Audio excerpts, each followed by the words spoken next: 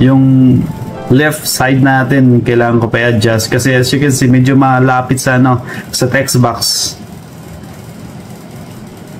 Okay, so then nung chinek ko yung ano yung text boxes, may space sila. So kailangan ko siya i-change yung Y, I mean yung top and left na saglit na. Yan, kailangan ko i-change siya. And ayun, yung sa result, okay na tayo sa result. And try ko i-run.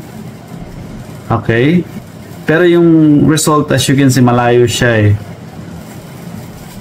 So check ko muna, change ko muna yung combo box, search ko and level support. So tinry ko dito kasi adjust yung ano, yung support condition. Pero nakakat siya. So ibig sabihin may limit siya.